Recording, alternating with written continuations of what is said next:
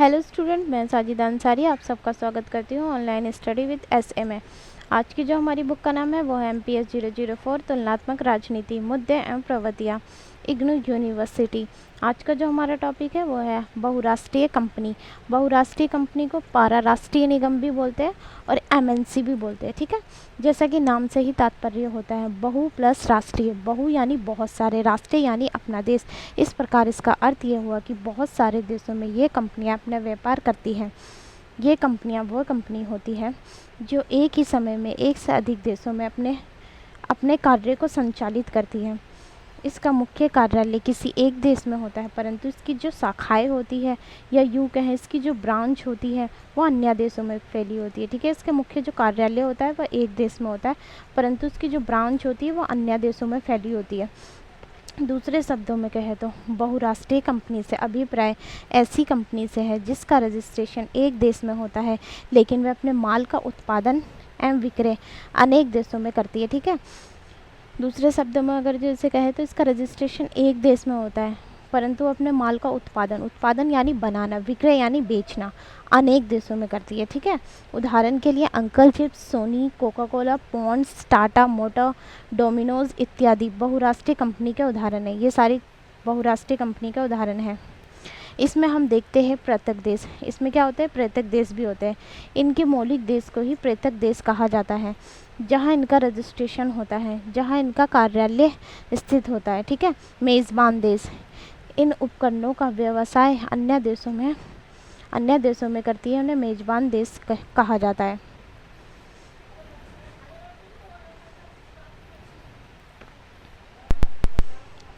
ये कंपनियां अधिक से अधिक लाभ कमाने के उद्देश्य से उन देशों में कारखाना स्थापित करती हैं जहां सस्ता श्रम संसाधन एवं उत्तम परिवहन उपलब्ध हो। मतलब ये कंपनियां कैसे देशों को ढूंढती है, अधिक से अधिक लाभ कमाने के लिए उन देशों में अपना काम को स्थापित करती है, अपने कारखाने को स्थापित करती हैं जहाँ सस्ते श्रमिक हो और संसाधन हो, उच्चतम परिवहन की उपलब्ध हो, तो वहाँ ये अपना कारखाना स्थापित करती है। ठीक है, ये कंपनियाँ या पूर्ण या आंशिक किसी के स्वामित्व वाली होती है।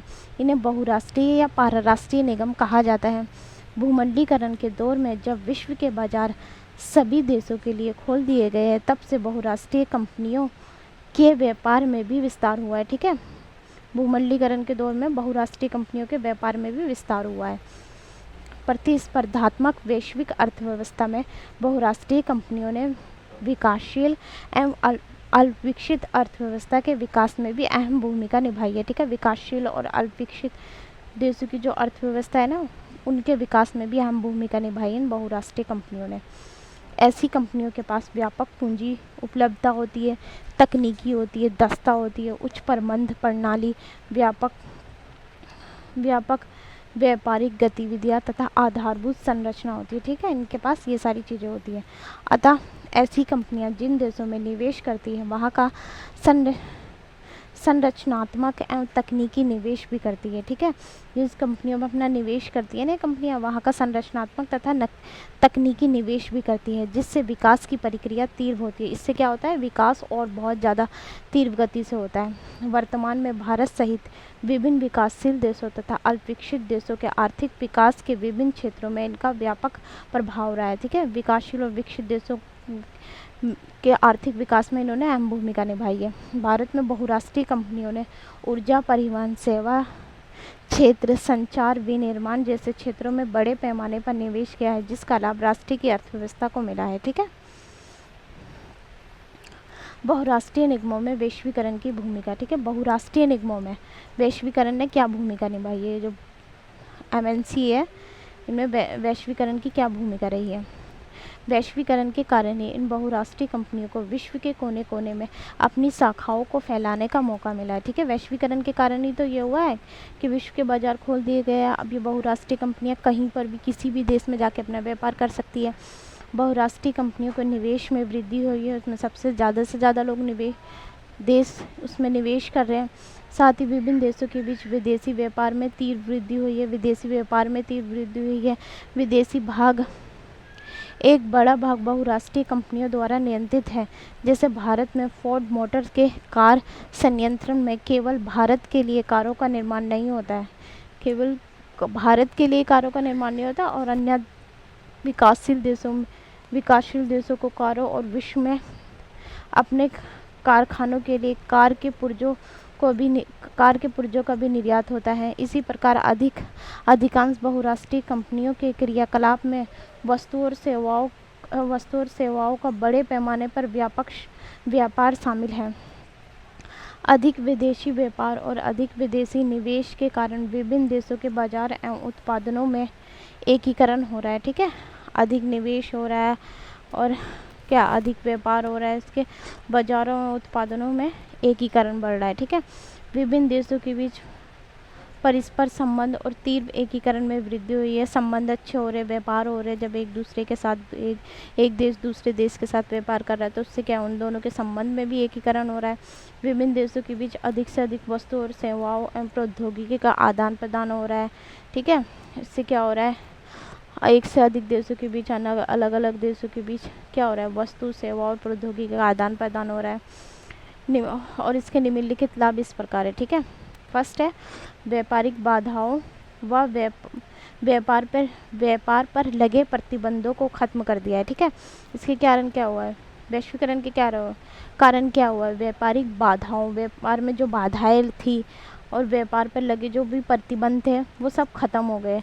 अब विश्व के सभी देशों ने वैश्वीकरण के तरीके को अपना लिया है। व्यापार में जो भी शर्तें लगती थी वैश्वीकरण के कारण उसमें कमी आई है।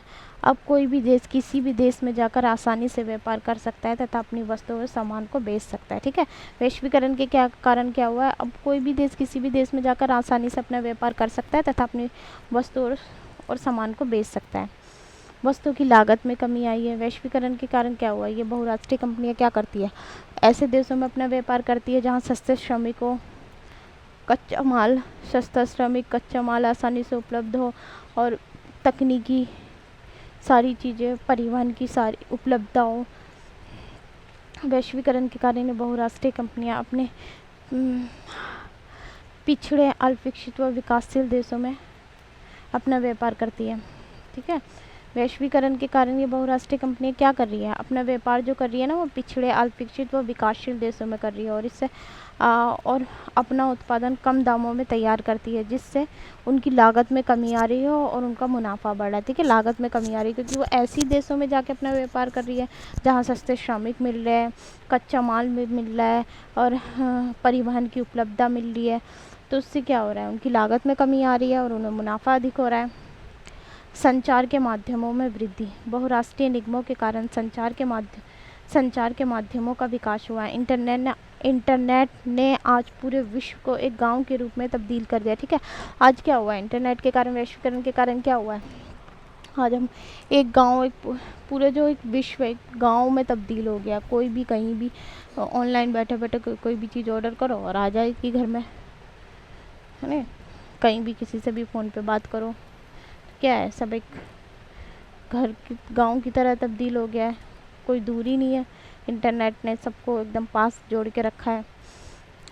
ठीक है, और व्यापार एक देश से दूसरे देशों में अच्छी तरह से फल फूल रहा है तथा घर बैठे बैठे दुनिया के किसी भी कोने में वस्तु का उपभोग कर सकते हैं।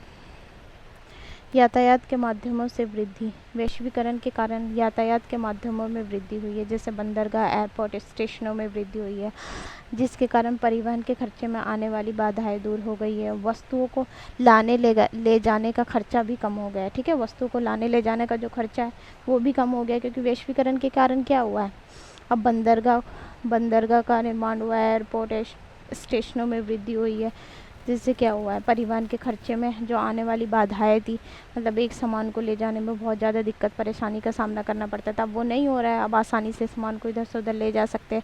वस्तु को लाने ले जाने का जो खर्चा था वो भी कम हो गया है।